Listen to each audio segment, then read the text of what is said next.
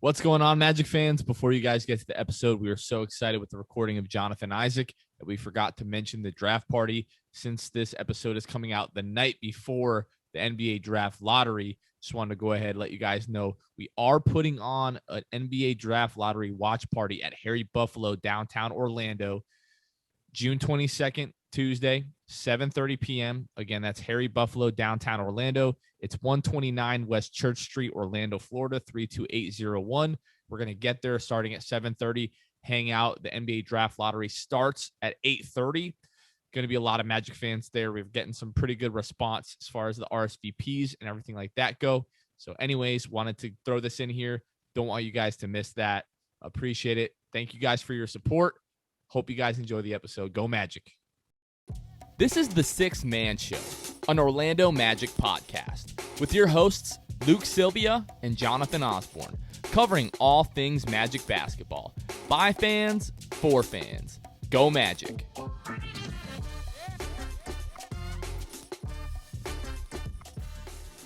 What's going on, Orlando Magic fans? You guys are back with the Sixth Man Show. It is June 21st, 2021. As always, I'm joined by my co-host, Luke Sylvia. Luke, what up? How's it going, man? Good. And as you can see on YouTube, if you guys are watching, we have a special guest with us. As you can tell from the jersey, I'm a big fan of this guy. Friend of the podcast, returning for his second time, Magic big man, Jonathan Isaac. Jonathan, how are you doing, man? Thank you for joining us. Man, I'm doing good, bro. I appreciate you, Jonathan and Lou, for having me on. Like you said, it's the second time, so I'm excited. Absolutely. Well, it's been quite the year. There's been a lot that has happened worldwide, personal, for everybody and in between. First thing we wanted to ask Jonathan, how is the knee? How is the rehab process coming along? I appreciate it. It's going well. It's going well. I'm turning the corner. It's like every day I feel like I'm moving better. I can do more, and I'm just like a kid at the candy store wanting to run around and do so much. So I feel good. I'm getting better every day, so that's about it. Yeah, I wanted to ask you, J.I., the last time we started out the episode about like 14 months ago now, we started out the episode asking you to clarify your height because we couldn't find a good answer. Everything said 6'10". You said, yeah, I just say 6'10" because that's what I'm used to saying. At the time, you told us though you were about 6'11 3/4. Now, guys in the NBA, especially younger guys, grow all the time, and it just like baffles me how much some of these young guys grow. Are you still 6'11 3/4, or where are you at? I think I'm pretty sure right around there. I don't know if people tell me all the time that I've grown. Oh, I see you've grown so much. It is what it is. I'm concerned about filling out than I am about getting taller. So I think I'm right. It's the same thing. Well, I'm glad you said filling out because last time we spoke, you said you were weighing in about 225, 226. Yeah. And you said, I would love to get to 240. Obviously, after that, the injury happens in the bubble, and maybe some maybe things stunted your ability to fill out. Where are you at currently on your weight journey, I guess? No, honestly, I feel the best that I felt so far. Just over like my overall body filling out. I'm around like 235 right now, so I've been able to make a pretty good recovery. Because after you go through surgery and all that, it's kind of you got downtime and you lose a lot of the muscle that you gain. So I've been on a fast track of getting it back. So I'm in a good place. Jonathan, I would say, I don't know, 2-3 months ago now, the Magic released these photos on Instagram of you in the weight room, and everyone's reaction was like, oh my gosh, Jonathan ate Jonathan. So like, you're definitely filling out. You're definitely packing on the pounds. A lot of what I'll surprise myself too. Like I put on a good amount of muscle. So you guys will see. Well, I think a lot of one of the most popular images that you'll see on Twitter talking about NBA player body transformations is Giannis, like from the draft combine to now, like him doing the bicep curls. Like you're not too far behind that. So I want to ask, what are you eating right now on a daily basis? First off, I literally said that to the trainer like 2 days ago. I was like, we're gonna be able to do those before and after shots. We were talking about it. But man, I eat pretty much the same. I don't know if you remember this, but I went on some I was on some diet where I was trying to get like 5 meals a day, protein shakes, peanut butter and jelly sandwiches, all that. So I'm right around there. Like I eat like 3 kind of big meals a day. I have my protein shakes, my peanut butter and jelly sandwich. Well, just peanut butter sandwiches for right now. I'm kind of off the jelly, but other than that, it's just that's pretty much the same thing that I was on before. How exhausting is that? Because like I know that when I've tried to put on weight like really quickly in the past, when you're eating 4 or 5 meals like that a day, at some point it's more of like a mental exercise than it is, trying to just get all that food down. For sure. I'm pretty used to it now. So it's not as bad because your stomach actually like grows and shrinks with how much food that you eat. So I'm pretty used to it now. I crave the food about the same times of the day, but definitely in the beginning, it's definitely a mental battle. That's awesome, man. So we wanted to ask you, with the injury that, you sustained in the bubble and obviously COVID impacting the entire league this season, you did some travel with the team. Obviously you weren't with the team on every, road trip, every away game. Do you feel like COVID or some of the restrictions from COVID perhaps made the injury rehab process more difficult, or was it perhaps easier than it might have been in other years? I would say a little bit of both. I think the first kind of obviously the scare of everything that was happening and everything got shut down. We weren't able to go into the gym right away. So I was doing a lot of this stuff at home, biking at home, doing my little leg workouts at home and stuff. So that was difficult. But as soon as the restrictions lifted and we ended up, going into the next season, I was able to go to the gym and spend a lot of time. Yeah, like you said, I wasn't traveling a whole lot. So I was at the gym pretty much every day, all day. So it was a little bit of both. And you brought up, Jonathan brought up, travel and things like that. Last time we spoke, you said that Memphis was your second favorite place to play on the road because of flight. The restaurant there, basically small plate restaurant. Yeah. How much did you miss that, going to flight this past year? It was funny. I actually thought about it. I thought about it all the time. Like when the team I tried to put together like a dinner too. Like I didn't know that I wasn't gonna travel at that time, but had Memphis circled on my calendar. Like we're gonna go to dinner in Memphis. So it sucks that it didn't get to work out, but it was definitely something that I was looking forward to. How often did you travel this past year? Because I was asking Jonathan, how much did you travel? It wasn't that much. It was here and there. But once I started like picking up in my rehab, it started to become less and less because just the timing of coming right back, it wasn't a whole lot of long road trips, and then just sharing time with the other guys out there, it doesn't equate to much. I was able to really hone in and take a whole day of rehab that I wouldn't be able to do on the road. One of the most notable away games that you were at was in Minnesota, where Cole Anthony hit the game winner. So I think most Magic fans, when everyone was going crazy after that, we were like, get Jonathan as far away from that huddle as humanly possible, when everyone's jumping all over each other. And then in the locker room, everyone's all over the place. There's water all over. I don't know if you saw me, but as soon as he hit the shot and everybody started running, I hobbled a little. You dipped out of the way. I was like, I'm not getting in this. So you hit the Cupid shuffle right on out of there. You're like, I'm not getting anywhere near this. Same thing with the locker room. They're throwing water. I threw my little water on him, but I saw that. Into the outside. As excited as I was that he hit that shot, we won the game, I was equally concerned for your well-being in that moment. So exactly. I'm glad that you had the frame of mind to get out of the way there. In the same, but I literally thought he hit the shot. I'm like, yes, but I'm getting out of here. Yes, absolutely. Yeah, I remember, Luke, you probably remember this. Ohio State, Florida national championship game. Ted Ginn Jr. runs back the opening kickoff, gets hurt in the celebration. We didn't want anything like that with J.I. Yeah, no celebration injuries. Yeah, I heard about that too, and it's always stuck in my mind. So right. even when I'm healthy, let's say I hit the game winner, I'm not going to be running and jumping. You can just hit him with the D Rose, just stoic, just standing there. They can come pick you. They'll come and tackle you. I'm going to run away. That'll be my thing. I'm going to run away. Cole tried, but they had to get him back for the post game. Jonathan, I wanted to ask you. So we're talking about COVID. We're talking about your not traveling with the team as much, and then all the trades that went down at the deadline. Basically, the roster was just kind of flipped on its head. How did this season affect your ability to form relationship with your teammates, especially the newer guys? It's here and there. It wasn't as tough as, what you might think. Once guys get in the gym, you're around them all the time, and obviously not so much on the road, but when they see you and they're working, there's conversation, you get to know guys and try your best to hang out outside of the gym. But it definitely was tough with COVID, obviously with the big roster change that just happened. So, but it was a little bit of both. Yeah, and the last time that you took the floor, J.I., talking about those young guys and adjusting to them. Last time you took the floor, you were, one of the youngest guys on the roster, and not necessarily looked at as like needing to be a leader, despite, you obviously being one. So everything has kind of changed for you. What is that like, looking at kind of the young guys? I mean, you got Cole, RJ, you have so many guys that just, they're raw, but Cole had great moments this year. RJ had, near triple doubles near the end of the season. Kind of, what are your thoughts on those young guys that, yes, you haven't gotten to play with yet, but you've gotten to see them and even see them grow this year? Nothing but excitement.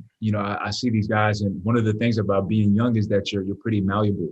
Like you're versatile. You can be molded into something greater. So I just try my best to be just a steady voice, getting guys to believe that we can be more and do more than anybody thinks of us, as long as we think that.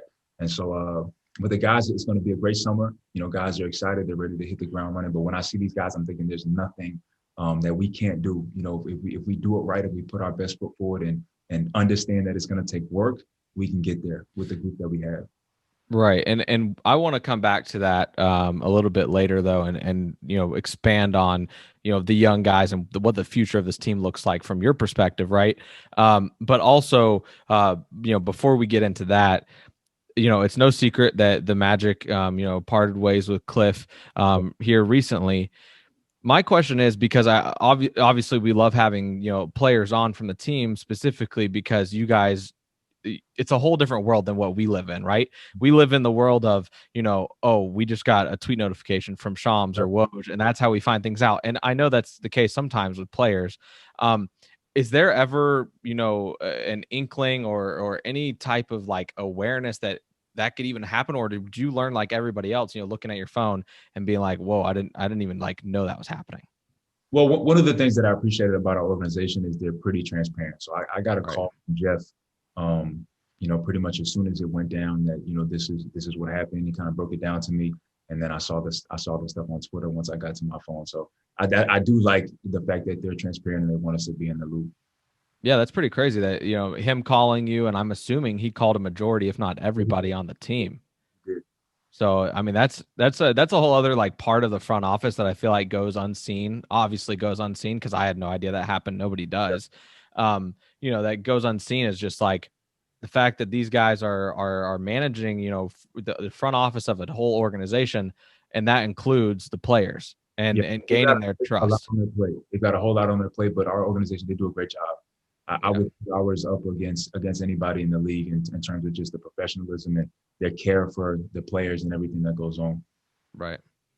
They're really, really good, obviously, about, transparency, when it comes to, what's going on in the organization, kind of when it happens.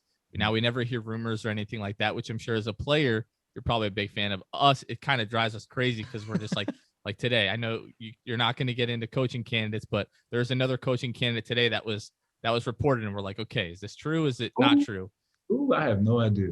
Okay, we'll just skip right over that. But us, it kind of drives us crazy because we're like, man, what are we really doing here? But we'll all find out really in due time. But we're gonna go ahead and take a quick break. Support for the Six Man Show is brought to you by Manscaped, who is the best in men's below the waist grooming, champions of the world. Manscaped offers precision engineered tools for your family jewels. Manscaped just launched their 4th generation trimmer, the Lawnmower 4.0. You heard that right, the 4.0. Join over 2 million men worldwide who trust Manscaped with this exclusive offer for you. 20% off and free worldwide shipping with the code SIXTH at manscaped.com. Again, that's code SIXTH, SIXTH at manscaped.com. And Jonathan, the Lawnmower 4.0 is incredible, but they also have these two, a gel and an exfoliator. The exfoliator, the crop exfoliator, you can use it at any time. Whether it's, my wife actually used it on her legs. She said she loved this stuff. So we've been splitting time on the crop exfoliator. And then the crop gel can be used right before the shaving process with the razor, and make things, smoother and make it a much more enjoyable process. But these really, shout out Manscaped, because these really have improved my time shaving. I can tell you, I absolutely will not share my crop exfoliator with my wife. You're going to be buying a lot of ultra smooth packages, my friend. But the crop exfoliator, honestly, the best exfoliator that I've ever used. So much so that for my wife's skin care regimen that she forces on me, I've started to use the crop exfoliator even on my face. It leaves your boy glowing. It's the hot boy summer, the long boy summer, but it's just incredible. So guys, get 20% off and free shipping with the code 6th at manscaped.com. That's 20% off with free shipping at manscaped.com and use code 6th, SIXTH. Unlock your confidence and always use the right tools for the job with Manscaped. All right, Magic fans, we are back with Jonathan Isaac, Orlando Magic big man. Jonathan, we're kind of talking about Steve Clifford, obviously, now that he's parted ways with the Magic, but I wanted to ask you, obviously, you had the 1 year with Frank Vogel as your head coach, your rookie year. You missed part of the year with the injury the first year, and then Cliff comes in. Since then, we've seen you become a premier defender in this league, and I wanted to ask you, how much of that is just your hard work and your natural instincts, and how much of that was Clifford and just his coaching? It was all me, man. I knew it. See, I knew it.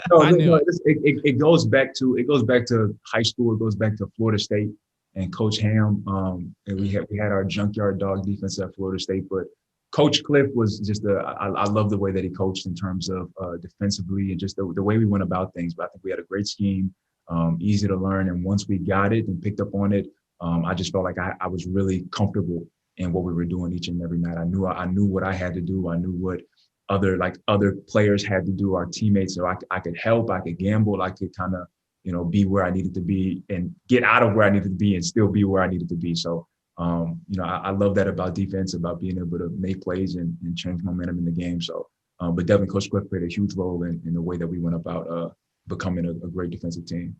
So I have a hot take, and I know that you're not going to agree with this, and that's fine. You don't know, I might. Okay. All right. We'll see. So the end of the 2018-2019 season, the last 31 games, you guys go 22-9, one of the best defensive teams in the league, if not the best over that stretch. When we look at, especially once you went down with the injury New Year's Day of the 2019-2020 season, and then this year, definitely, the team never really has gotten back to that level of just defensive. You guys were just suffocating teams. That's the best way that I can put it. And since then, I've started to feel like more and more that Jonathan Isaac was the sole reason that the defense reached that pinnacle, because you're just all over the place. We've seen highlights of you smothering guys like John Collins, Kristaps Porzingis, just making those guys wish that they weren't playing basketball at that moment in time. What is it? What do you think? Because we have all given our opinions on Jonathan Isaac and what makes him a great defender. What do you think makes you such a great defender? So I'm definitely not the sole reason. Definitely not the sole reason. Well, definitely. We can agree to disagree. But that definitely goes to everybody. But shoot, I'm like you're saying, I'm about 6'11". I'm pretty mobile. And 3/4. Right, in 3/4. I'm pretty. You say that just so that you don't say you're 7 foot. 6'11". I'm pretty mobile. I feel like I got a great motor and just a desire to be a great defender. And obviously I still have so much work to do on the offensive end because I want to be great there as well. But yes, I think I have the intangibles. I have the desire to work myself into being, the best defender out there. So I think when you put that together, it comes out to, a pretty decent defender. So I was just having this conversation with one of our Twitter followers today. Miranda, shout out to you, before we jumped on this Zoom call with Jonathan. Jonathan, a lot of the NBA all-defensive team was just announced. And Orlando Magic Daily tweeted out, this is going to be the last year that Jonathan Isaac does not make an all-NBA defensive team. Okay. I got into the conversation with this young lady that you are underrated, that even a couple of years ago, like the conversation was just starting that you were a potential DPOY candidate. Do you feel like you're underrated as a defender? Honestly, that's a tough question to answer because, I'm not really fixated on as great as it would be to win, like you said, a defensive player, all that. That's not my focus. I want to win games. I want to become the best player that I can become, and that's my focus. If the conversation is he's a great defender, if the conversation is not, then you got to let that be what it is until it becomes what it will be. So that's where I'm at. I'm not one to say I'm overrated, I'm underrated, I'm this, I'm that. I want people to talk about me in a certain way. If it's not something that's wins and us, raising up a trophy, it doesn't really matter to me. I like that. And there's another guy on the roster this year that the Magic fans got a good glimpse at defensively, who I am sure that you're excited to share the court with, and that is Chuma Okeke. Man, Chuma was just everywhere as well, and is really going to play a huge part in the Magic playing defense next year at a high level. Can you talk to me about Chuma and what you saw from him this season and his growth as a player? Listen, Chuma's a great kid, and like a lot of guys on this roster, what you saw was absolutely nothing compared to what he's going to become. So I've been talking to Chuma quite a bit and just getting them excited, and everybody excited about what we're going to do. These upcoming seasons. So, but Chuma's special. Obviously, what we saw, his ability to be a playmaker, ability to get in passing lanes and make plays, and just make teammates better around him on the court. He's not just somebody that's out there, looking to score. Not that anybody's like that, but just he's able to make his teammates better, able to make plays, and I appreciate that about him. But what he's going to be able to do offensively and defensively is going to be great for years to come. Terrence recently on his podcast compared Chuma to Kawhi Leonard. What do you think of that comparison? Terrence is late. You got to ask. Whenever you guys get to talk to Chuma, ask Chuma what clips I send him. I send him clips of Kawhi all the time. So That's awesome. Do you guys talk? You said you've been talking with him, a lot lately, J.I. Do you guys interact a lot? And if so, is it mainly basketball talk? Like you said, you're sending him clips of Kawhi Leonard. What is the conversation like with him, pertaining to, I guess, just your friendship together? You guys will get to see it, but Chuma's hilarious. He's real funny. And not even so much talking outside of the gym or outside of the game. It's just, he's in there training, going through what he's going through right now. So just in the atmosphere of everybody talking and just me trying to be in everybody's ear to a certain degree. But it's just basketball talk. It's just just trying to get him to get the desire. Not that he doesn't want to be great, but just they say, man, you're going to be absolutely amazing. And to start to put that in your head and work towards it. And see that it can be done. And so just to get them, it's just like any young guy. They come into the league and there's so much going on. They're trying to figure out their lives and get stable. But just to come in and be, listen, you're going to be a great player in this league and just hit the ground running. Nothing to be afraid of. There's nothing to hold back from. Go out and be the best you can be. Who was the veteran, if there was one, that kind of put that in your ear early on? That put that in my ear early on. I would say a mixture of everybody. I would say DJ would talk to me from time to time. AG, just little things here and there. One more thing I wanted to ask you about the future of the team. You mentioned a few minutes ago how excited you were for the future of this team. Now, when you start looking around the league, like hopefully, you'll be back around the start of the regular season. Markelle, it's likely that he probably won't be back until after the new year, maybe even after the All-Star break. So you guys coming off of major injuries, looking at the young roster of this team, hoping for a high draft pick, fans are.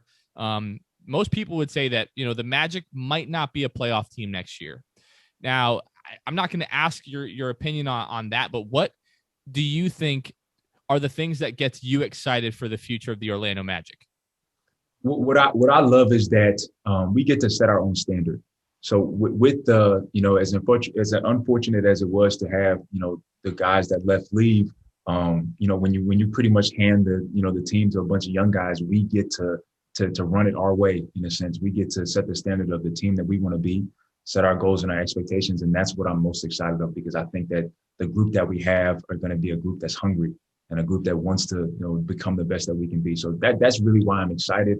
I've learned throughout the league that it really is more than just a game of basketball. It really is the spirit of each guy that's on the team. It really is what each guy is willing to sacrifice and put in outside of just shooting and making baskets that makes a team great. It's unity, it's brotherhood, it's so much more, being able to work with each other and, resolve conflict and everything like that, and just the family atmosphere.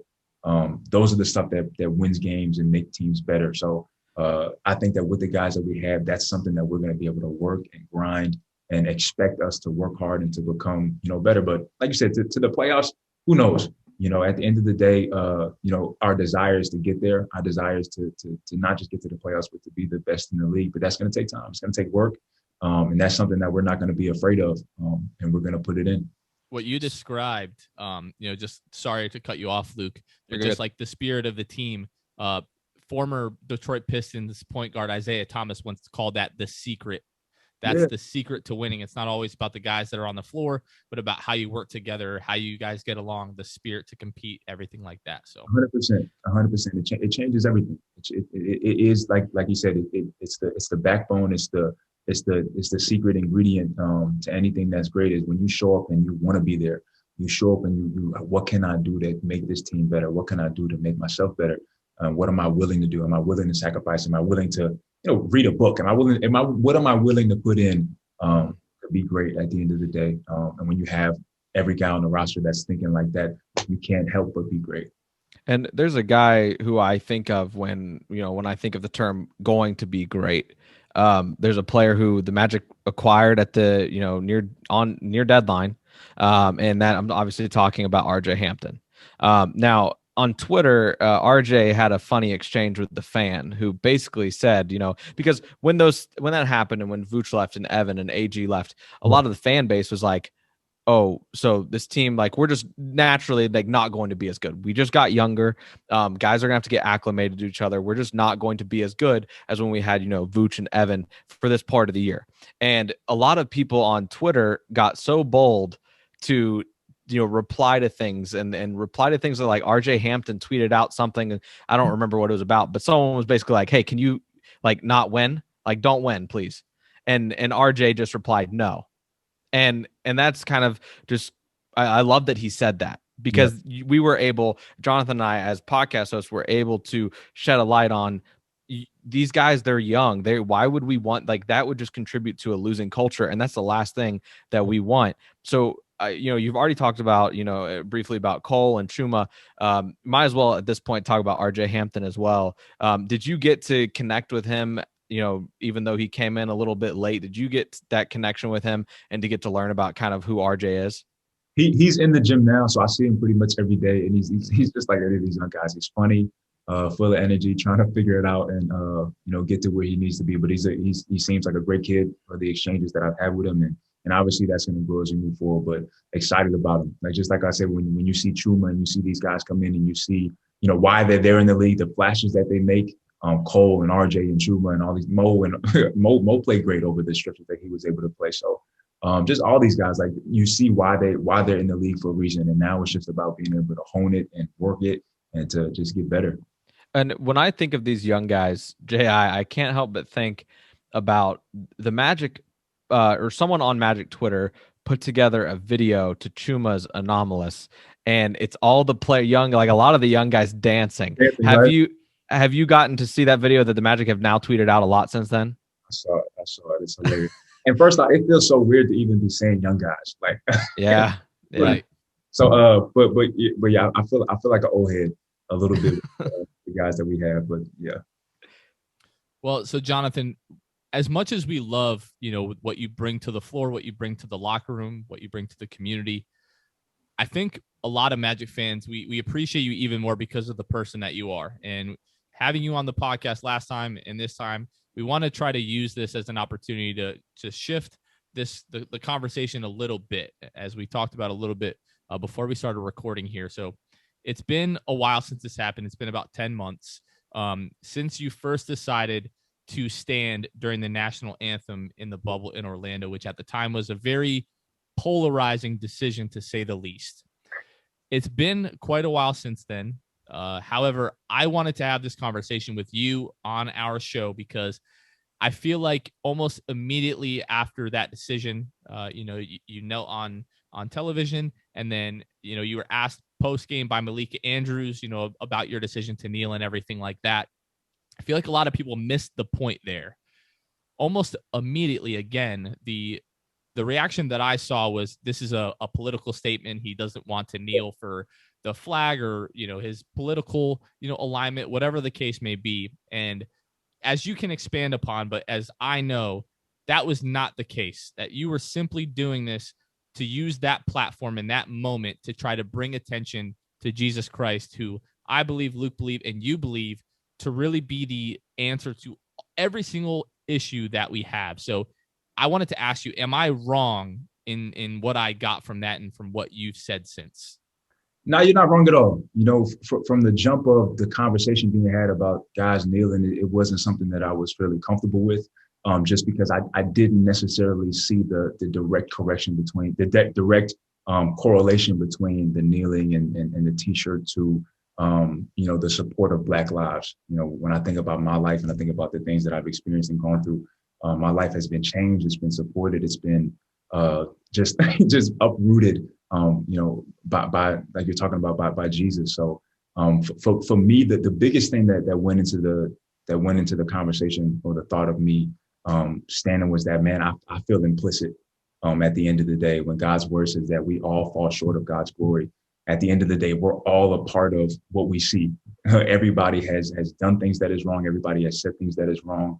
And a lot of times it becomes who has done something that I've seen, but they haven't seen what I've done. And it's easy to point fingers. It's easy to go back and forth about who's right and who's wrong. But at the end of the day, when we truly step back and look at it, we're all wrong. And what I love about God is that when I point a finger at somebody, there's a million fingers pointing back at me for things that I've done. But Jesus, being the only one who has right to point a finger, chooses not to. And there's a verse that says, if in 2 Chronicles 7:14, that says, if my people who are called by my name would humble themselves. And when I think about humbling myself, what it is, it's like, listen, I've done wrong too. As much as I want to point my finger about the things that you've done, I've done wrong. And I need to humble myself like God asks us to.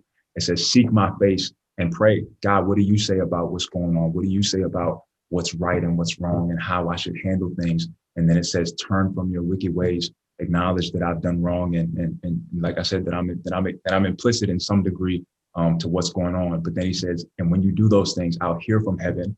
I'll forgive your sins and I'll heal your land. And to me, that's exactly what we need. You know, my land has been healed. My heart has been healed by the gospel. And that's what I was trying to get across. I'm about solutions and looking out about the t-shirt and the kneeling. To me, that wasn't the solution that I was comfortable with the things that I've experienced in my life. So I wanted to offer that solution, which I believe is the right solution to not just racism, but to everything, like you said. Yeah. And J.I., you said that, you said that was for you, that was the right decision. That was what you feel in your heart of hearts was the right decision to make. Right. And I think that's something that a lot of people aren't wanting to grasp, I think is, and maybe this is a polarizing take to have, but I think that there was no wrong way to go about what happened in the bubble in terms of, you standing or people like, players kneeling. Like we all know, if what we're teaching is, hey, take a look at J.I.'s heart and you'll see that there was nothing like hateful, mean-spirited or anything about what the players did. And then on the flip side, people who might be, because I feel like we live in absolutes, right? We have people that say, no, standing is the only way, that was the only right thing to do. Then you've got people that say kneeling was the only thing right thing to do. But if people would just take a look inside the hearts of players, which unfortunately fans really don't get the chance to do that, which is why I love that we're able to do that with you, J.I., is because we can have you on and ask you and you'll give us your full transparency about the situation. And just like we can do that with you, we could do that with the players that kneeled as well, who think still that they were right, that was the right thing for them to do. And I'll add just real quick, not to cut you off. It's like it's not that there's not a problem. It's not like what other players decided to do, they just wanted to do. There was obviously a problem that was going on in society with George Floyd and all that stuff. So it was a reaction to that. It's just that I felt that my reaction to it and the things that I've experienced and gone through, to me, was the right one for me. But it's like you were saying about being absolutes and how polarizing it is. The first question that I got after deciding to stand was like, do you even believe that Black Lives Matter? I'm like, really? Like, to me, that's a part of the problem, because it equates the kneeling and it equates the t-shirt to the direct support of Black lives, which I don't, to me personally, I don't agree with. So you can put on a shirt and you can kneel, and then you are in support of Black lives. And that's something that I didn't think was, or I didn't think that symbolism was completely, concrete. And so just be, like you said, being able to look into each person's heart. And when I see guys that are kneeling, my heart goes out to them. My heart goes out to obviously the families and everybody that's been affected. It's just that, man, I see the pain, and I believe that God sees it too, but God has given us an answer. Well, something that is the answer to the problem that I believe. Yeah. And yeah, that absolutely, I think, that's the thing, right? Is people, you basically said, like you've already stated, Jesus is the answer to these things. And that is why, you didn't partake at that moment, and you thought, you think Jesus is the sole solution. And I think that if people heard you say that loud and clear instead of dismissing it, they would probably have caught the point, right? I think that we become so narrow-minded. Like I said, we live in absolutes, and if people really looked at the Bible, or heard people talk about who Jesus was the person who sat with the oppressed. He was the person who sat with people that were far different than he is. And I think, like, being a white male, someone being different than me is someone who is Black, and being able to use Jesus's teachings in my own life and pour into the lives of them and love them just like I love everybody else, right? And so I do think that the point was definitely missed, which is why Jonathan and I wanted to bring that up, because that's exactly what happened, right? I mean, if you talk about, we could talk to you, J.I., all day about the Bible, and we do love to do that with you. But I think that, in this instance, it really is just to clear the air about what happened and what people might have still thought for 10 whole months about why J.I. was doing what he was doing. So, I mean, thank you for giving us the opportunity to talk to you about that and being transparent with us, because I do think that this can, set forward in motion the opinion of J.I.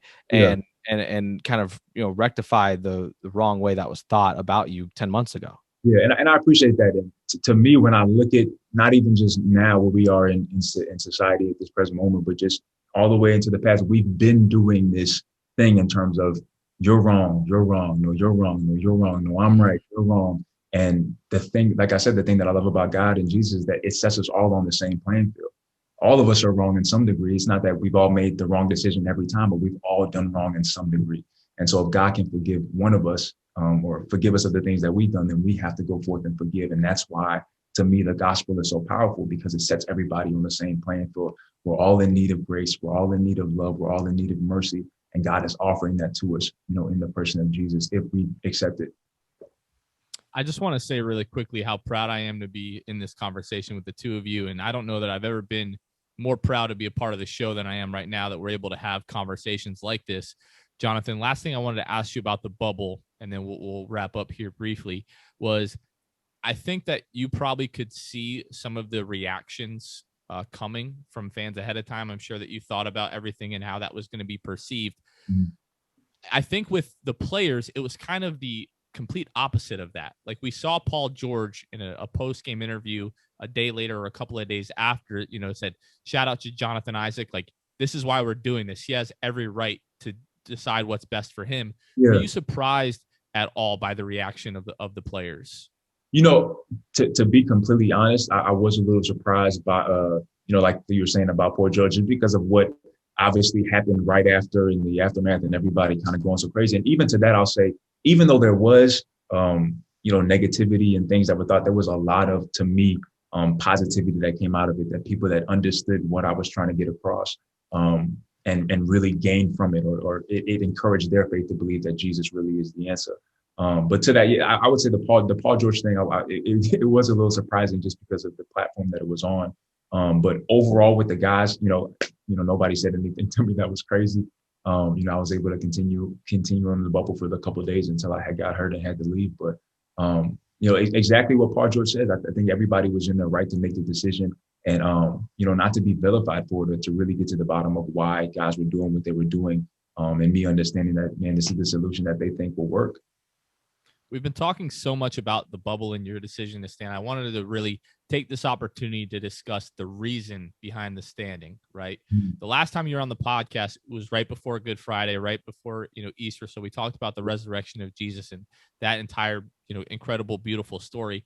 We were talking briefly before we started recording about one of your most recent sermons, where you talked about just the value of a relationship with Jesus Christ. So you don't have to go back through the entire hour message here if you don't want to, but can you just highlight that for us? If you want to, the floor is yours, my friend. No, I'm not going to preach, but what went into it was, me looking at my own life and looking at the things that I've gone through, I'll say quote unquote in the world and what I've experienced and, all the things that I've gained with being in the league and what I've been able to experience. I came to a place where I was, really asking myself, is this all to life? Or is this where I really want to be? And I found that it wasn't as fulfilling or as satisfying as what I had previously thought. And I remember always thinking that to come to God, it was like God wanted to take something from me. I wouldn't have fun, or I wouldn't, be around the people that I thought I needed or wanted to be around. But I couldn't have been farther from the truth. In my decision to put God first and let Jesus be Lord of my life, everything changed for the better. And it wasn't about what I was losing. It was really about what I was gaining, the fellowship, the love, it's one thing. And like I said, we could talk about this all day, but when I think about unconditional love, and it's one of the big reasons why, I'm a believer myself, is like to be loved when you really are, or really can be yourself. Like not what people want you to be or what you feel like you have to be for people, but to be loved. There's a verse that says that Christ died for us while we were yet sinners. So before we accepted him, before we did anything that was good, he died for us. And that's one of the things that I appreciate so much, is the genuine love that God has for each and every one of us, but just us. Like I don't have to be J.I., I don't have to be Judah, I don't have to be DPOY. I can be my jacked up, messed up self, and God accepts me and he loves me. Am I getting choked up? No, he accepts me and he loves me. And, all he wants is for me to do better. But looking at the story of the rich young ruler, there's a story in the Bible of a rich young ruler that comes to Jesus and is like, teacher, what must I do to get eternal life? And Jesus tells him, you have to sell that you have, sell that you have, give the money to the poor and come and follow me. And the rich young ruler made the decision to keep his possessions and not follow Jesus. And then Jesus has a line that pretty much saying that if he only knew that I wanted to give him 100-fold of all that he had.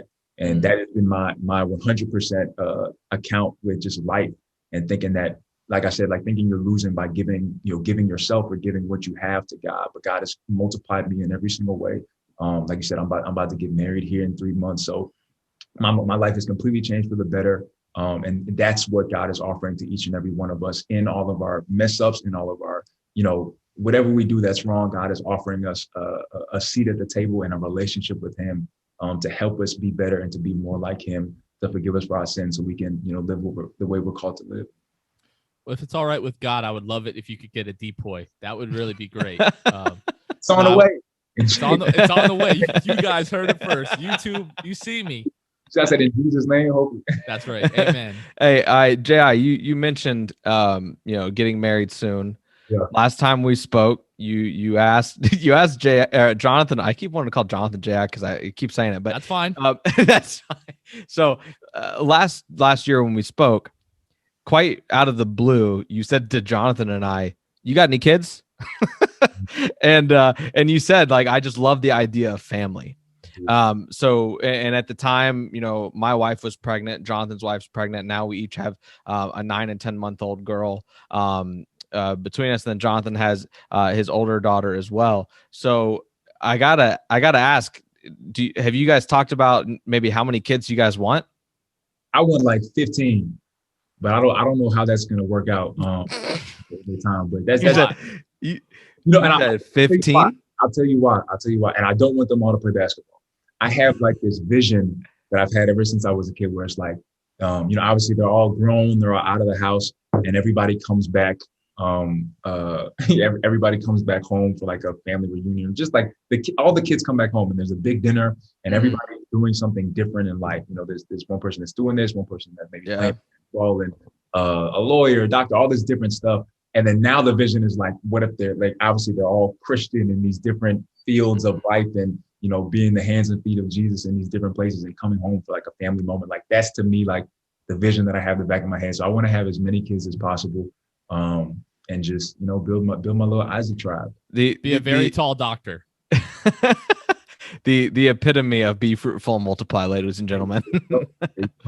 Jay, one last thing I wanted to touch on. You talked about, you know, just that God knows everything about us and still loves us. Yeah. There's a song by one of my favorite artists named Torrin Wells. He has a song called Known. And in that song, he says, I'm fully known and loved by you. And I used to just think like, oh, God knows everything about me and he also loves me. But what really struck me one day is that he knows every single thing about me. He knows all that I've done wrong, all of my thoughts and everything like that. And yet he still chooses to love me. And that just says so much about the love of God and the love about the love of Jesus and the relationship that you can have with Christ. So I just wanted to say thank you for coming on the show again. Always a blast having you on. We're very thankful for the man that you are. We're really excited to see you back on the court next season. But thank you again for coming on the show, man. Very much appreciated. Listen, you guys are awesome. And the one thing that I'll say to you guys is it's easy to go with the grain. I say this to anybody, any young person that's listening, like the hard thing to do is to go against the grain. And so I always tell people that are striving that are Christian, that are striving to develop a relationship with God, that you're strong. It's hard to go against the grain. It takes courage. It takes character. It takes a lot more than to go with the flow. And so even to what you're saying about being known, man, life is difficult. Life is hard. So when we talk about you know, our flaws and what we go through wrong, life will beat you up and life will strip you down and take everything from you. And if you would only understand that God is trying to help. The Bible says, Jesus said, come to me all who are weary and heavy burdened, and I will give you rest. So God desires to be almost like a life partner with us, a relationship for us to grow and be better and to grow into who he's called us to be. So that's what God is offering. But yeah, you guys are awesome. I appreciate you. We will do this probably, you know, every season while I get on here and talk to you guys, because you guys are great guys and I appreciate what you're doing. Well, we appreciate that, Jonathan, but we absolutely will hold you to that. So you can hold me to it, man. I appreciate that very much. Luke, anything else, brother? No, I'm good, man. Awesome. Well, Jonathan, again, thank you so much. We're looking forward to see you next season. For Jonathan Isaac, Luke Sylvia, this has been Jonathan. Guys are listening to the Six Man Show, and we will catch you guys next time. See ya. See ya. Thanks for listening to the Six Man Show. Be sure to subscribe on iTunes, Spotify, Google Play, and Stitcher to get new episodes downloaded directly to your phone. Please take a minute to give us a 5-star rating and a review. It would really help us out a lot. Follow us on Twitter and Instagram @Six Man Show and like us on Facebook. We'll catch you guys next time. Go Magic.